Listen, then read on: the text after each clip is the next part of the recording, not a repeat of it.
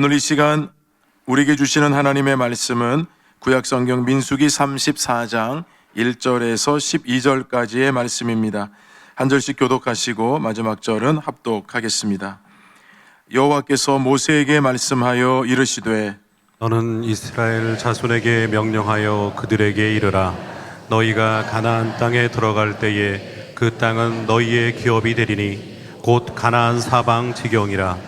너희 남쪽은 에돔 곁에 접근한 신광야니 너희 남쪽 경계는 동쪽으로 염해 끝에서 시작하여 돌아서 아드라빔 언덕 남쪽에 이르고 신을 지나 가데스 바네아 남쪽에 이르고 또 하살아달에 지나 아스몬에 이르고 아스몬에서 돌아서 애굽 시내를 지나 바다까지 이르느니라. 서쪽 경계는 대가 경계가 되나니 이는 너희의 서쪽 경계니라. 북쪽 경계는 이러하니 대해에서부터 호르산까지 그어라. 호르산에서 그어 하마더기에 이르러 사데 이르고 그 경계가 또 시브론을 지나 하살 에난에 이르나니 이는 너희의 북쪽 경계니라. 너희의 동쪽 경계는 하살 에난에서 그어 스밤에 이르고 그 경계가 또 스밤에서 리블라로 내려가서 아인 동쪽에 이르고 또 내려가서 긴넬의 동쪽 해변에 이르고 그 경계가 또 요단으로 내려가서 염해에 이르나니 너희 땅의 사방 경계가 이러하니라. 아멘. 복되고 거룩한 주일 2부 예배 나오신 여러분 모두에게 하나님의 은혜와 축복이 함께 하시기를 간절히 바랍니다. 우리 앞뒤 잡으시면서 우리 명절도 끝났으니까요, 반갑게 인사 나누시겠습니다. 주님의 은혜가 함께 하시기 바랍니다.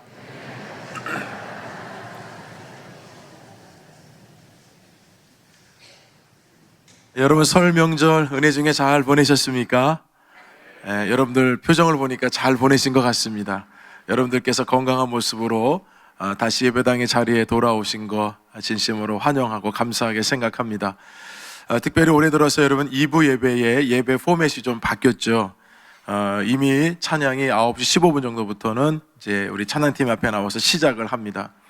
예배를 이렇게 순서를 좀 바꾼 것은 예배는 여러분들이 너무 수동적으로 드리는 것이 아니라 적극적으로 하나님 앞에 반응하는 것이 중요하기 때문입니다. 여러분 일찍 오셔서 같이 찬양으로 좀 마음의 문도 열고 또 그렇게 해서 하나님의 말씀을 기다리시면 여러분 마음속에 주시는 그 은혜가 충만할 줄로 믿습니다. 올 한해 여러분 예배 시간 잘 지키시고 미리 오셔서 함께 찬양하면서 하나님께 영광을 돌리는 저와 여러분 되기를 주님의 이름으로 축원합니다. 연말을 보내고 새해를 맞이하면서 신정을 보내고 구정까지 지냈지만 계엄과 대통령 탄핵이라고 하는 초유의 일로 인해서 국내적으로는 여전히 어려운 시간과 시기가 계속되고 있습니다. 그런 가운데 새해 들어서 가장 희망적인 소식 하나가 들려왔는데요, 그 소식은 바로 이스라엘과 하마스의 42일 동안의 잠정적인 휴전, 이 소식이었습니다. 전쟁이 발발한 지 15개월 451일 만에 4번에 걸쳐서 지금 이제 포로들이 이제 석방이 되었고요. 이제 앞으로도 계속해서 이제 가족의 품으로 이제 돌아오는 장면들을 보게 될 텐데 참 가슴 찡한 장면입니다. 아직도 많은 인질들이 남아있기 때문에 협상한 대로 잘 진행이 되어서 마지막 인질까지 가족과 고국의 품으로 돌아오기를 소망해 봅니다. 그리고 러시아와 우크라이나 여러분 전쟁도 여전히 계속되고 있기 때문에 속히 종식이 되어서 많은 희생자들이 더 이상 발생하지 않고 평화의 날이 속히 오기를 계속해서 기도해야 할 줄로 믿습니다. 전쟁의 참상과 후유증은 상상을 초월합니다. 우리나라도 북한의 침략으로 인해서 올해 6.25 전쟁이 여러분 발발한 지 75주년을 맞는 해입니다. 그럼에도 얼마나 많은 후유증을 지금까지도 앓고 있습니까? 전쟁을 겪는 나라들은 그 후유증이 수십 년만 가는 것이 아니라 때로는 수백 년 동안 가게 되는 아픔을 겪게 됩니다. 선한 의도의 전쟁은 없습니다. 여러분 전쟁이 무엇입니까? 경계를 침범하는 것입니다. 남의 땅을 차지하려는 그 욕망과 야망, 교만과 탐욕의 산물이 바로 경계를 침범하는 것입니다. 경계 안에 있을 때 우리 모두가 다 평화를 누리고 또 유지되고 일상을 살아갈 수 있지만 이 경계를 침범하게 되면, 누군가 침범하면 그 경계는 무너지게 되고 그로 인해 수많은 문제들이 생겨나게 되는 겁니다. 하나님께서 천지를 창조하신 이후에 에덴 동산에 모든 각종 나무의 열매는 먹을 수 있지만 선악을 알게 하는 나무는 먹지 말라 하셨습니다. 그리고 그것을 먹는 날에는 반드시 죽으리라 하나님 말씀하셨습니다. 하나님께서 선악과를 먹지 말라고 하신 것은 그 나무가 다른 나무보다 특별했거나 하나님께서 특별히 아끼시는 나무이기 때문이 아닙니다. 선악과는 창조주이신 하나님과 피조물인 인간 사이에 경계를 두게 하시기 위해서 선악과를 두신 겁니다. 아담과 하와는 하나님처럼 태초부터 스스로 존재한 사람들이 아닙니다. 하나님께서 땅에 있는 흙으로 사람을 하나님의 형상대로 지으신 이후에 그 코에 하나님의 생기를 불어넣으셔서 사람, 생명이 되게 하셨다 말씀하셨습니다. 따라서 하나님은 모든 만물을 창조하신 창조주이시고 인간은 하나님으로부터 생명을 부여받은 피조물입니다. 그 경계를 넘지 말라고 하신 것이 선악과였습니다. 결국 뱀이 하나님의 말씀을 왜곡하고 하와를 미혹했죠. 선악과 먹어도 절대 죽지 않는다. 오히려 눈이 밝아져서 하나님과 같이 되어서 선악을 알게 될 것이다. 한 문장으로 요약하면 그거 먹으면 너도 하나님처럼 된다였습니다. 아담과 하와는 결국은 선악과를 먹었습니다. 하나님께서 정해 놓으신 경계를 어겼습니다. 결국 에덴 동산에 쫓겨나게 되었고 하나님이 반드시 죽으리라 하셨기 때문에 그들은 죽음을 맞이했습니다. 하나님께서 정해주신 경계는 에덴 동산부터 시작해서 성경 곳곳에 하나님의 경계는 계속되고 있습니다. 오늘 여러분 본문을 읽으면서 무슨 생각이 드셨습니까? 다른 본문 같으면 어떤 내용도 있고 스토리가 있을 텐데 오늘 본문을 읽으시면서 느끼는 점은 다 지명입니다. 이 지명에 무슨 의미가 있을까? 여러분 그렇게 생각하셨는지 모르겠지만 여기에는 엄청난 하나님의 메시지가 담겨 있고 의미가 있습니다. 따라서 여러분 오늘 말씀을 통해서 오늘 우리들에게 주어진 하나님의 말씀의 그 의미를 되새기면서 함께 은혜를 나눌 수 있기를 간절히 소망합니다. 여러분 오늘 본문에서 반복되는 단어가 있었습니다. 어떤 단어인지 아시겠습니까? 경계라고 하는 단어였습니다. 경계라는 단어가 무려 9번이나 등장했습니다. 남쪽 경계를 시작으로 해서 서쪽 경계, 북쪽 경계, 남쪽 경계를 하나님이 말씀하셨습니다. 이스라엘 백성들이 약속의 땅에 들어가게 됐을 때에 그 땅에서 살게 될 텐데 하나님께서는 약속의 땅 안에서도 동서남북으로 경계를 정하셨고 지명을 구체적으로 말씀하셨습니다. 이스라엘 백성들은 지금 아직 들어가지 않았기 때문에 그 지명이 어디를 의미하는지 모르지만 이제 들어가서는 알게 될 것입니다. 그래서 하나님은 미리 들어가기 전에 그 땅의 경계를 동서남북으로 명확하게 정해 주셨습니다. 이유가 있습니다.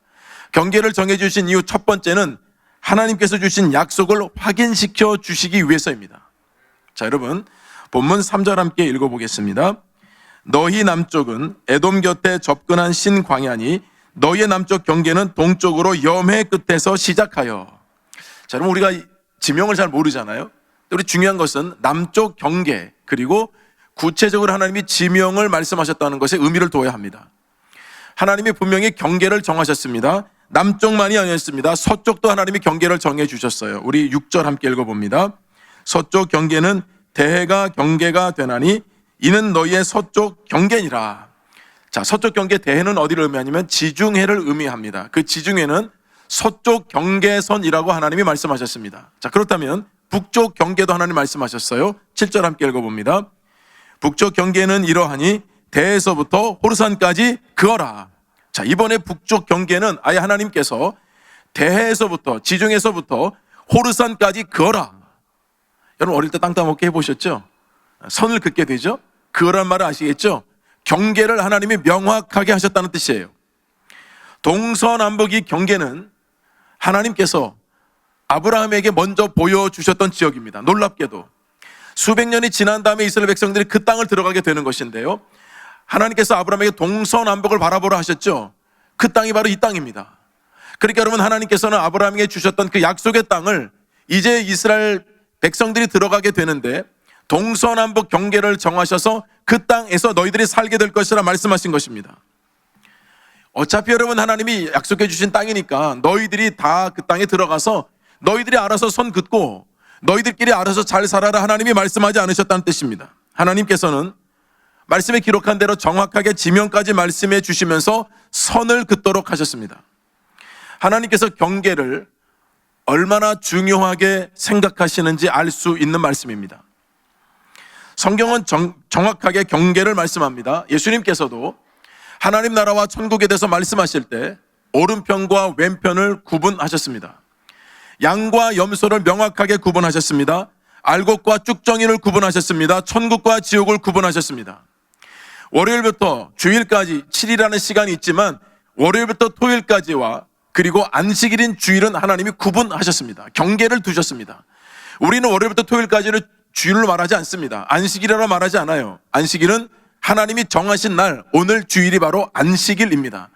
이것은 하나님이 경계를 정하셨다는 뜻이에요. 하늘과 땅, 바다와 육지, 하나님이 다 경계를 정하셨어요. 여러분, 경계가 무너지면 어떻게 되겠습니까? 이로 말할 수 없죠, 혼란은. 그런데 세상은 하나님께서 정해주신 경계를 무너뜨리고 함부로 넘나듭니다. 우리가 여러분 신앙인이라고 한다면 하나님께서 정해주신 경계를 귀히 여기고 반드시 지켜야 할 줄로 믿습니다. 결혼이라는 제도를 누가 만들었습니까? 사람이 만든 제도가 아닙니다. 결혼은 하나님이 만드신 제도입니다. 창세기 2장 말씀해 보시면 하나님께서 아담을 하나님의 형상대로 창조하신 이후에 그가 혼자 사는 것이 좋지 않게 보이셨어요. 그래서 아담이 잠든 때에 하나님께서 그의 갈빗대 하나를 취하셔서 또 하나의 생명체를 하나님이 만드셨는데 그가 바로 여자 하와였습니다. 하나님께서 이렇게 아담과 하와를 하나님의 형상대로 창조하신 다음에 곧바로 주신 말씀이 있었습니다. 우리 창세기 2장 24절 함께 읽어볼까요? 이러므로 남자가 부모를 떠나 그의 아내와 합하여 둘이 한 몸을 이룰지로다. 여러분, 이것이 하나님께서 남자와 여자를 창조하시고 가정을 만드신 최초의 사건입니다. 가정과 결혼은 사람이 만든 제도가 아니에요. 하나님이 태초부터 만드신 제도라는 말씀입니다. 하나님의 자녀들에게는 이와 같이 하나님이 경계를 정해 주셨습니다. 여러분, 결혼할 때 왜 목사가 주례를 하는지 아십니까? 결혼은 단순히 한 남자와 한 여자가 만나서 사는 것이 아니기 때문입니다.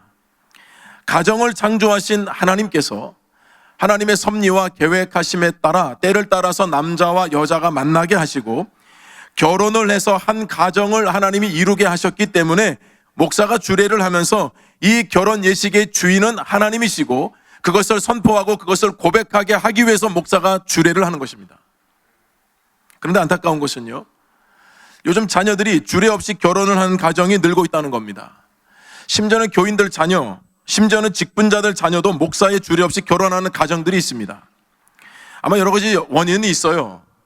자녀들이 여러분 신앙생활을 하지 않았기 때문에, 또는 결혼하는 배우자 또 그 가정이 신앙생활을 하지 않아서, 또는 어떤 형식에 얽매이고 싶지 않아서, 또는 자녀들이 말을 안 들어서. 그러려면 이것은 단순한 문제가 아닙니다. 여기 계신 부모님들, 할아버지 할머님들 오늘 말씀 잘 들으셔야 합니다. 특히 어린 자녀를 두신 분들, 손주 두신 분들 잘 들으셔야 됩니다. 아직 여러분 결혼할 때가 너무 멀어서 얘 언제 결혼할까? 여러분 이런 분들 더 잘 들으셔야 됩니다. 자녀들이 하나님께서 정해주신 경계를 잘 지키도록 해야 자녀들이 하나님께서 주시는 복을 받습니다. 여러분 이미 결혼한 가정들은 뭐 어쩔 수 없겠지만서도요, 지금 자녀들이 어릴수록 가르쳐야 합니다. 그 어린 자녀들은 성장해서 이제 결혼을 하게 되겠죠. 근데 여러분 그 자녀들 제가 주례하지 못할 수도 있습니다. 주례를 누가 하느냐가 중요한 게 아니기 때문이에요. 저는 여러분 15년 후면 은퇴합니다. 표정들이 왜 그러세요? 저도 은퇴할 날이 와요, 여러분. 여러분 그 아이들이 성장해가지고 여러분 결혼 시기에 제가 맞지 않으면 여러분 제 후임 목사가 여러분 주례는 해야 될 거 아닙니까? 하나님의 축복은 흘러가야 하기 때문입니다. 결혼의 제도가 여러분 하나님께서 정해주신 제도이고, 그 결혼이 가정이 출발할 때 하나님 말씀으로 출발하는 것은 성경적이고 매우 의미가 있는 것인데 이 경계를 지금 사람들이 벗어나고 있다는 겁니다. 여러분 목사에게 주신 의무가 있습니다. 저는 교단 헌법에 제 의무가 기록되어 있어요. 한번 자막으로 제가 한번 읽어드릴게요. 목사는 하나님의 말씀으로 교훈하며 성례를 거행하고 교인을 축복하며 장로와 협력하여 치리권을 행사한다. 성례를 거행한다 했습니다. 성례는 세례와 성찬, 결혼과 장례를 포함합니다. 이것은 위임받은 목사에게 주어진 직무입니다. 제가 이것을 하지 않으면 직무유기입니다. 이 직무는 저 이외에는 누구도 대신할 수 없습니다. 이것은 교단 헌법에서 위임 목사에게 주신 권한이고 의무예요. 이것은 마땅히 위임 목사가 감당해야 될 직무라는 뜻입니다. 근데 여러분, 이 직무 제가 감당하도록 하셔야 되는 거 아닌가요? 교회 안에서 문제를 일으키는 사람들의 특징은 경계를 함부로 넘나들기 때문이에요. 넘지 말아야 할 선을 함부로 넘으려고 하는 그 마음에 있는 교만함과 자기의로 가득 차 있습니다. 근데 그걸 감추죠. 여러분, 하나님은 사랑의 하나님입니다. 맞습니다. 하나님은 모든 것을 품어낼 수 있는 그 하나님이에요.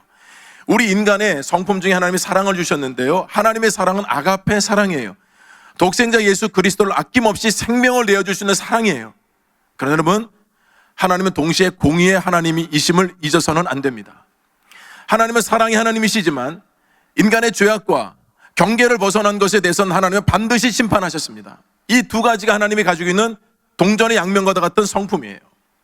우리는 여러분, 한쪽을 강조하다 보면 한쪽이 허물어집니다. 따라서 여러분, 사랑과 공의는 동시에 가야 되는 것이에요. 우리 교우들이 기도해야 될 제목은 지금 어릴 때일수록 가르쳐야 합니다. 하나님께서 너희들에게 믿음의 배우자를 나중에 만나게 하실 텐데 믿음의 배우자를 만나야 한다. 그리고 반드시 목사님의 주례로 가정이 말씀으로 예배로 시작을 해야 된다. 여러분, 어릴 때부터 가르치셔야 돼요. 여러분, 어릴 때부터 가르치면요, 애들이 불순종한 아이들이 없어요. 자꾸 자라면서 신앙에서 멀어지고 하니까 여러분, 결혼할 때가 돼도요, 부모 말을 안 듣는 거예요. 하나님께서 정해주신 경계를 잘 지켜서 하나님이 약속하신 축복을 받기를 주님의 이름으로 축원합니다. 두 번째, 경계를 하나님께서 주신 이유는 모호함의 함정에 빠지지 않기 위해서입니다. 여러분이 질문해 볼게요. 그냥 마음으로 한번 대답해 보세요. 우리는 믿음을 굉장히 소중히 여깁니다. 믿음의 반대말이 뭐라고 생각하십니까? 아마도 여러분들은 믿음의 반대말을 불신이라고 생각하는 분들이 많이 계실 겁니다. 틀린 말은 아니지만 성경적으로 믿음의 반대말은 모호함입니다. 이 모호함이 우리들의 신앙생활에 얼마나 큰 적이 되는지 모릅니다. 하나님께서 이 이스라엘 백성들을 이제 약속의 땅에 들어가려고 하게 하실 때에 하나님께서 그 안에 들어가서 동서남북 경계를 정해주셔서 그 안에 살게 하셨는데요, 안타깝게도 12지파가 다 들어간 게 아닙니다. 약속의 땅 앞에서 2지파 반은 들어가지 못했습니다. 정확히 말하면 들어가지 않았습니다. 이스라엘 12지파는 광야 40년 동안에 광야에서 여러분 방황하다가 드디어 40년 만에 약속의 땅을 눈앞에 두고 있어요. 이제 요단강만 건너면 바로 약속의 땅에 들어가는 겁니다. 그런데 그 약속의 땅을 앞두고 2지파 반이 들어가지 않겠다고 여러분 선언을 하고 있습니다. 그 2지파 반은 르우벤 지파와 갓 지파와 므낫세 반 지파, 반쪽 지파라는 뜻입니다. 자, 왜 여러분 이들이 40년 동안 광야 생활하면서 자기 부모 세대, 할아버지 할머니 세대를 다 죽었고요, 이제 약속의 땅에 들어가서 살면 되는데 왜 안 들어간다고 했을까요? 첫 번째 이유가 있습니다. 그들에게 소유물이 많았어요. 자, 우리 민수기 32장 1절 함께 읽어봅니다. 루벤 자손과 갓 자손은 심이 많은 가축대를 가졌더라. 그들이 야셀 땅과 길르앗 땅을 본즉 그것은 목축할 만한 장소인지라. 심이 많은 가축대를 가지고 있었습니다. 자, 여러분, 40년 전에 광야에서, 애굽에서 나와서 광야 생활했잖아요. 여러분, 짐승들도 다 많이 죽었겠죠. 그런데 여러분, 이 많은 가축대는 도대체 누가 주신 걸까요? 하나님이 주신 거예요. 이 사람들의 착각이 뭐냐면, 여러분, 광야에서 무슨 장사를 했겠습니까? 뭘 벌었겠습니까? 하나님이 먹여주고 입혀주니까 여러분, 그 가축대도 견딜 수 있었던 것이고, 많이 새끼를 낳아서 여러분, 많은 가축대를 얻게 된 것이에요. 자기 게 아니에요. 하나님이 주신 거예요. 여러분, 광야 생활하면서 많은 민족들이 이스라엘 백성들을 공격해 왔어요. 전쟁을 일으켰어요. 그때마다 하나님이 승리를 주셔서 전리품을 얻게 하셨거든요. 그 전리품을 가진 것이 가축대란 말입니다. 그러니 자기들이 노력해서 얻은 것이 아니라 하나님이 주셔서 얻은 거예요. 그런데 지금 뭐만 보이냐면 하나님은 안 보이고요, 지금 이 가축대만 보이는 거예요. 이 가축대, 여기서 키우는 게 좋겠다는 겁니다. 두 번째, 지금 말씀이 뭐라고 했냐면 야셀 땅과 길르앗 땅을 본즉, 봤다는 겁니다. 그 땅이 어디 땅이냐면 약속의 땅이 아니라 지금 있는 땅입니다. 주변을 돌아보니까 와, 여러분, 이 땅처럼 좋은 게 없는 거예요. 지금 이 양과 염소, 소 이런 것들을 목축하기에는 너무나도 좋은 땅 같아 보이는 겁니다. 그래서 안 들어가겠다는 겁니다. 약속의 땅에. 그래서 모세에게 여러분 이 사람들이 요구를 하네요. 32장 5절 말씀 함께 읽어볼까요? 또 이르되 우리가 만일 당신에게 은혜를 입었으면 이 땅을 당신의 종들에게 그들의 소유로 주시고 우리에게 요단강을 건너지 않게 하소서. 이게 여러분 도대체 무슨 말입니까? 요단강을 건너지 말게 해달라는 겁니다. 안 가겠다는 겁니다.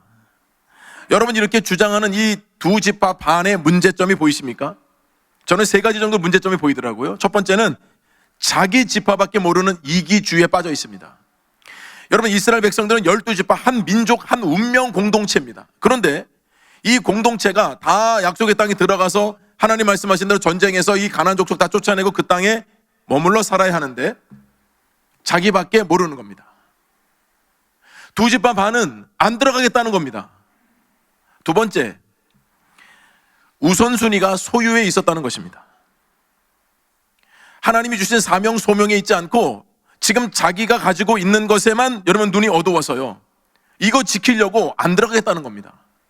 세 번째는 소명과 사명을 망각하고 있다는 거죠. 말씀드린 대로 지금 이 땅은 하나님이 약속하신 땅이 아니에요. 이건 이방 땅 모압 땅입니다. 이 땅에 거주하겠다고 하니 여러분 사명을 잃어버려도 이렇게 잃어버릴 수가 있는 겁니까? 여러분 12지파가 함께 싸워도 정말 버거울 텐데요, 두 지파 반이 떨어져 나가서 자기들끼리 살겠다고 하니 여러분 이 9지파 반은 뭐가 되는 겁니까? 더 큰 문제점은 하나님께서 정해주신 경계를 스스로 허물고 있다는 것입니다. 지금 약속의 땅 코앞에까지 와 있지만 그들은 들어가지 못한 사람들입니다. 교회 안에 이런 분들은, 이런 모습은 없을까요? 여러분 요즘에는 직분도 잘 안 받으려고 합니다. 부담 안 갖고 교회 다닐 때 좀 간섭받지 않고 좀 더 편안한 신앙생활을 하고 싶기 때문은 아닐까요? 여러분 하나님께서 주신 직분은 짐이 아니라 복입니다. 이렇게 주장하는 지파의 안타까움이 무엇입니까? 자기들 생각에는 이 모압 땅에 머무는 것이 자기 목축, 자기 가족, 자기 후손들까지 잘 먹고 잘 살 수 있다라고 하는 확신 때문에 이 선택과 결정을 한 것이겠죠? 그러나 여러분 영적으로 보면 천국을 앞에 두고 들어가지 못하고 탈락한 사람에 불과하다는 것입니다. 하나님께서 이 모압 땅까지 이끄신 것은 여기 머무르라고 한 것이 아니라 요단강을 건너서 약속의 땅에 들어가라고 여기까지 인도하신 거예요. 여러분 이 얘기를 이제 모세에게 하니까 모세가 진짜 어이가 없겠죠. 모세가 분노합니다. 너희 형제들은 싸우러 가거늘 너희는 여기 앉아 있고자 하느냐? 이스라엘 자손에게 낙심하게 해서 여호와께서 주신 땅으로 건너갈 수 없게 하느냐? 여러분 모세는 어차피 못 들어가요. 하나님이 들어갈 수 없다고 했잖아요. 그런데 이 두 지파 반이 요구하는 게 너무 터무니없고 이게 엉터리 같은 거겠죠. 그래서 모세가요, 과거에 있었던 이야기를 들려줍니다. 40년 전의 이야기인데 내가 각 지파에서 한 명을 하나님께서 다 뽑으라고 하셔서 12명을 뽑아서 저 약속의 땅에 40일 동안 12명 정탐을 보냈다. 40일 동안 정탐하고 돌아와서 보고를 했는데 10사람의 이 지도자들은 다 부정적인 보고를 했다. 그런데 두 사람 여호수아와 갈렙은 긍정적으로 보고를 했다. 하나님이 약속하신 땅이기 때문에 우리가 들어갈 수 있다. 저들은 거인이지만 우리는 메뚜기 같지만 그게 중요한 것이 아니고 그 너머에 하나님이 계신다. 결국은 하나님께서 모든 백성들이 원망하고 불평하는 것을 보면서 정탐했던 40일을 하루를 1년으로 계산해서 40년 동안 광야에서 방황하게 하신 거다. 다 죽었지 않느냐? 여호수아와 갈렙을 제외하고. 여러분 이 얘기를 들려줍니다. 자, 그러면 여러분 이 모세의 이야기를 들으면 돌이켜야 되지 않아요?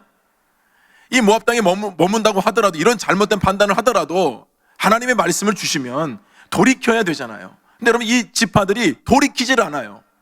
그러니까 여러분 하나님의 말씀으로 권면하고 충고하는 것도요, 듣는 사람에게 해야 되겠더라고요. 여러분 잠언 25장 12절 말씀 함께 읽어볼까요? 슬기로운 자의 책망은 청종하는 귀에 금고리와 정금 장식이니라. 여러분 책망도요, 청종하는 사람에게 하라는 말씀이에요. 듣지 않으려고 하는 사람에게는 청종한들 소용이 없다는 뜻이에요. 저도 여러분 권면하고 싶은 분들이 있는데 권면할 수 없는 게 안 들으려고 하니까 권면을 못 하겠더라고요. 여러분 모세의 이야기를 이 들은 지파는 모세의 말을 들었으면 사는 거예요. 그건 하나님이 주신 말씀이니까요. 돌이키지 않아요. 그러면서 그들이 모세에게 타협안을 제시하거든요. 자, 그렇다면 우리 두 집합 반이 전쟁의 선봉에 서겠습니다. 그런데 전쟁이 끝나면 돌아오겠습니다. 두 가지를 요청했어요. 여러분, 전쟁은 하루 이틀 만에 끝나는 것이 아니니까요. 우리가 전쟁의 선봉에 설 텐데 그동안에 이 가축들과 우리 아내와 아이들은 여기 머물러야 되지 않습니까? 그러니까 두 가지를 허락해 주십시오. 하나는 우리 가축들을 위해서 외양간을 여기다 짓고 가겠습니다. 두 번째, 아내와 아이들이 머물 성읍을 건축하게 해 주십시오. 이 조건을 허락해 주시면 저희가 전쟁의 선봉에 나가서 싸우겠습니다. 그리고 돌아오겠습니다. 모세가 여러분 아무리 얘기해도 이 사람들이 지금 들을 만한 사람들이 아닌 걸 알았어요. 청종하는 귀가 없어요. 자기 마음대로 생각대로 결단하고 사니까요. 대신에 모세가 한 가지를 분명히 했습니다. 우리 민수기 32장 23절 읽어보겠습니다. 너희가 만일 그같이 아니하면 여호와께 범죄함이니 너희 죄가 반드시 너희를 찾아낼 줄 알라. 너희가 말한 대로 하지 않으면 하나님께서 반드시 그 죄에 대한 상응하는 대가를 지불하게 하실 것이라는 것을 모세가 선언합니다. 모압 땅이 좋아 보였고 가축대가 여기 있으면 우리 자녀들이 여기서 살면 우리 세대, 내 후손 세대까지 잘 먹고 잘 살 줄 알았죠. 자, 모압 땅에 머물렀던 루벤, 갓, 므낫세 반지파 여러분 어떻게 되었을까요? 그토록 머물고 싶어 했던 땅이라고 한다면 이방 족속들도 그 땅을 탐하지 않았겠습니까? 어느 땅이든지 좋아 보이면 이방 민족들이 침략하고요, 그 땅을 서로 차지하려고 하는 겁니다. 12지파가 약속의 땅에 들어가서 살 때는요, 하나님 말씀대로 살면 어느 민족도 침범하지 못했습니다. 그리고 서로 협력했어요. 두 지파 반이 모압 땅에 살 때 여러분 여러 민족들이 침입할 때 막아낼 길이 없었습니다. 결국 여러분 많은 침략을 당하고 이방 땅이기 때문에 우상 숭배 여러분 빠지게 되고 결국 아수르가 침략해서 세 지파는 흔적도 없이 사라져 버렸습니다. 하나님께서 정해주신 경계, 지키지 못하고 모호함에 빠진 결과였습니다. 사랑하는 여러분, 하나님께서 정해주신 경계를 귀히 여길 수 있기를 주님의 이름으로 축원드립니다. 세 번째, 경계를 정해주신 이유는 주신 복을 누리게 하기 위함입니다. 자, 우리 본문 12절 말씀 함께 읽어보겠습니다. 그 경계가 또 요단으로 내려가서 염해에 이르나니 너희 땅의 사방 경계가 이러하니라. 참 하나님 세심하신 분이에요. 동서남북의 경계를 여러분 지명을 다 불러주시면서 거기까지가 너희 땅이다. 거기를 벗어나면 안 된다. 내가 너희들에게 약속한 땅의 경계는 거기까지다. 여러분, 하나님이 경계를 정해주지 않았다면 이스라엘 백성들 여러분 약속의 땅에 들어가서 마음껏 영토를 넓히지 않았겠습니까? 조금 갖겠다는 사람은 하나도 없어요. 조금 더 갖길 원하고 남들보다 더 갖길 원하는 것이 사람의 마음이죠. 하나님이 경계를 정해주신 것이 무엇 때문이겠습니까? 너희도 살아야 되지만 다른 사람도 살아야 하기 때문이에요. 하나님이 정해주신 땅에 살아야만 하나님의 축복이 임하기 때문이라는 것을 하나님이 말씀하시는 것이에요. 여러분, 아브라함을 하나님께서 갈대아 우르에서 부르셨습니다. 그리고 내가 너에게 보여줄 땅으로 이끄시겠다고 하셔서 약속의 땅에 아브라함이 들어가서 살았습니다. 그 땅에 기근이 왔어요. 아브라함이 어떤 선택을 했습니까?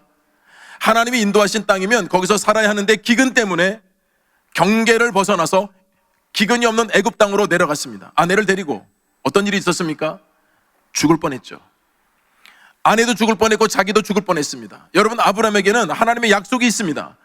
내가 너를 통해서 많은 후손, 하늘의 별과 같이 많은 후손들을 줄 것이라는 그 약속을 주셨는데 여러분, 아브라함이 죽으면 끝나는 거 아니에요?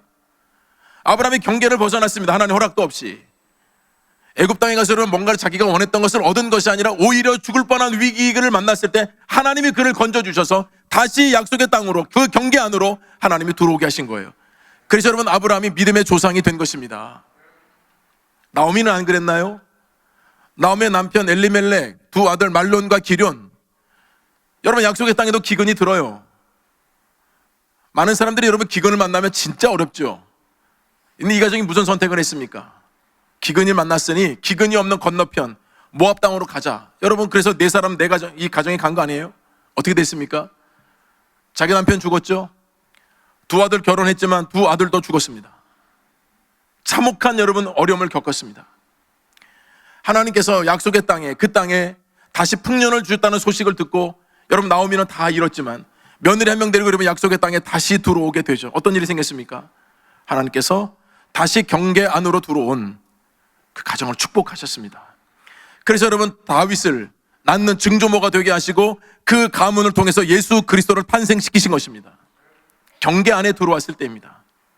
여러분, 우리는 하나님께서 정해주신 경계를 너무나도 쉽게 넘나듭니다. 여러분들이 올 한 해 하나님께서 주신 복을 받기를 원하십니까? 그렇다면 하나님께서 정해주신 경계를 반드시 지킬 수 있기를 주님의 이름으로 축원합니다. 저는 여러분 송구영신 예배 때 그 긴 기도 제목을 가지고 여러분 축복했습니다. 여러분, 올해 2025년은 여러 가지로 어려운 한 해가 될 것이라고 이미 예측했잖아요. 그런데 여러분 보세요. 우리 눈에 보이는 현실은 그렇지만 하나님이 우리와 함께하고 계십니다. 모든 만물을 창조하신 하나님께서 하늘의 문을 여시고 여러분 우리를 축복하시려고 하면 상황과 상관이 없어요. 그래서 여러분, 저는 축복하기를 하나님 우리 모든 교우들에게 하늘의 문을 여시고 축복을 부어주십시오. 그게 물질의 복이 되었든 영적인 복이 되었든 하나님께서 주시는 많은 복을 여러분 흘려보내달라고 기도하지 않았습니까?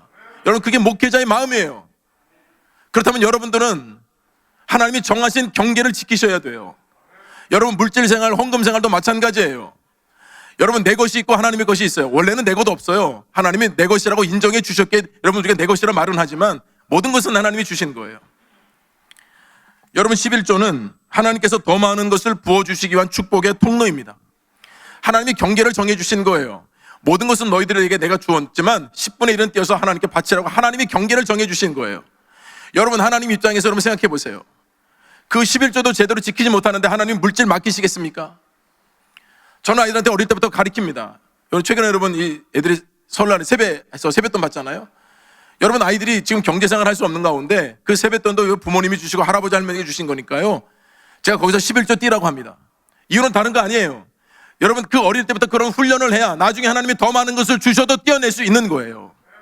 훈련이 안 되면 나중에 여러분 그게 아깝게 여겨져요. 여러분, 하나님이 뭐가 부족해서 여러분에게 뭘 달라고 하시겠습니까? 하나님은 더 많은 것을 여러분에게 주시려고 그 경계를 지키라고 하시는 거예요. 에덴 동산에서부터 지금까지 경계를 너무나 쉽게 넘어들어요. 여러분, 담임 목사와 여러분 성도는 지켜야 할 경계가 있어요. 쉽게 넘나들면 안 돼요. 왜냐하면 저는 개인이 아니고 공인이고 하나님이 기름 부어 세우신 종이기 때문에 그래요. 저를 인간적으로 대하지 마세요.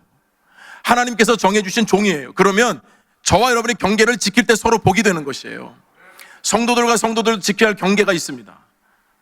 여러분, 가정에서 부모와 자녀가 지켜야 할 경계가 있어요. 경계를 넘어드는 순간 여러분 그때부터는 전쟁이 시작되는 거예요. 그때부터는 불화가 시작되는 거예요. 사단이 틈타는 거예요.